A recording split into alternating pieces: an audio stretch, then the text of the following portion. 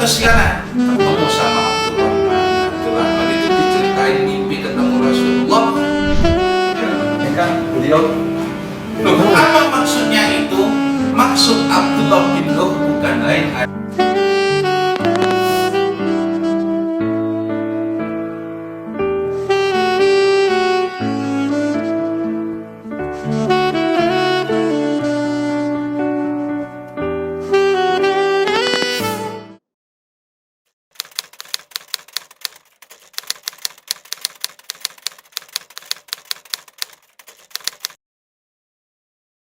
gambaran Islam ideal dalam kaitan sebagaimana yang ada di dalam kitab Ana Muslim Sunni Syafi'i, itu Islam yang dikenal yang ada di negeri ini. Artinya apa? Umat Islam ini adalah umat ukhuwah yang menyatukan akidah dengan sesamanya. Maksudnya apa? Amantu billahi wa malaikatihi wa kutubihi wa rusulihi. Terus kemudian mal Islam antasyhada ilaha illallah. Pokoknya kamu syahadat, sholat, zakat, puasa itu Islam. Kata Abdullah bin itu iman.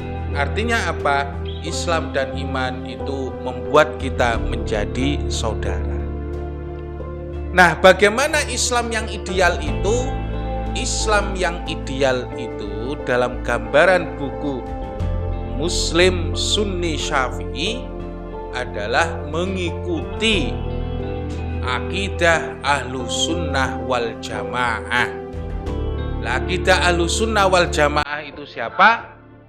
Bukan lain adalah mengikuti Abu Hasan al-Asy'ari dan Imam al-Maturidi di dalam akidah, atau mengikuti tasawufnya Imam al-Ghazali, atau kemudian disebut atau tasawuf Abu Junaid, Abu Qasim al-Baghdadi apa gitu kan, mengikuti tasawufnya Imam al-Ghazali sama Junaid al-Baghdadi.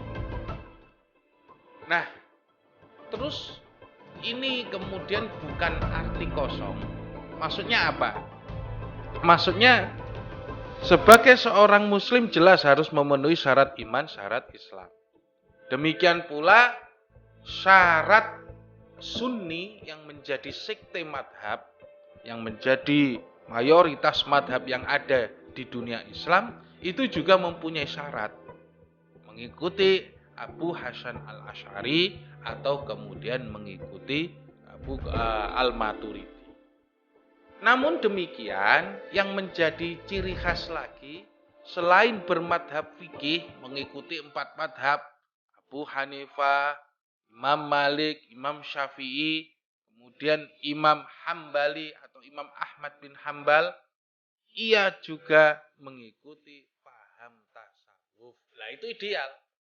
Jadi memadukan antara syariat kemudian dipadukan pula dengan hakikat.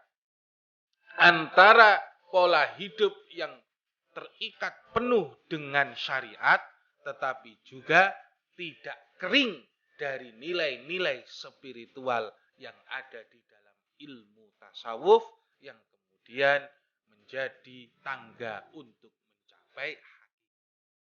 Itu. Maka dalam buku ini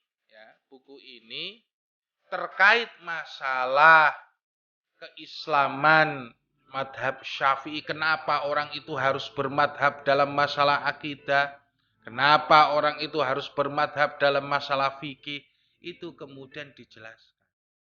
Islam ideal itu ya sama seperti yang ada di Indonesia.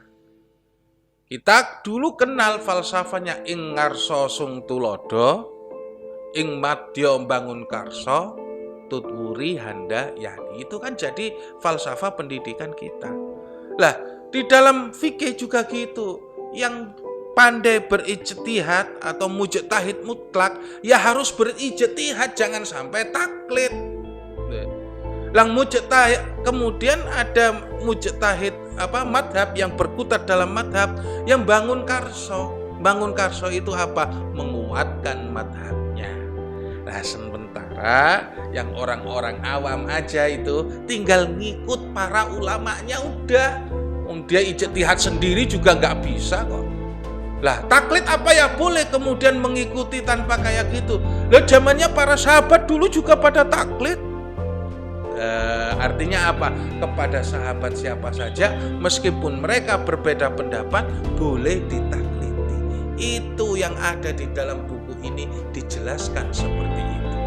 Jadi jelas ing ngarso sung tulodo, ing madya bangun karso tuturi handa yani.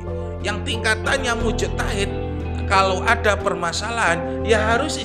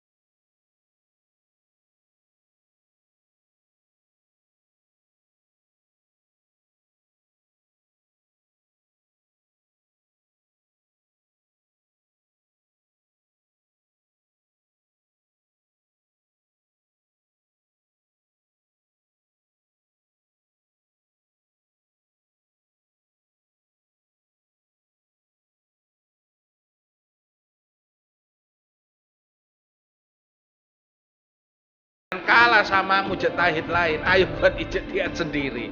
Tapi kalau kemudian mujtahid madhab, karena orang yang bisa disebut orang yang bertaklid ya, benar-benar bertaklid, itu orang yang paham paham dalil kan gitu. Nah, sementara orang yang cuma ngekor saja itu adalah orang yang taklid buta kepada imam madhab. Jadi Islam ideal itu yang memadukan antara sisi keislaman, sisi akidah, sisi syariah yang dalam kaitan ini bermadhab, kemudian juga sisi tasawuf. Karena apa? Karena ini merupakan kesempurnaan Islam. Nah, kalau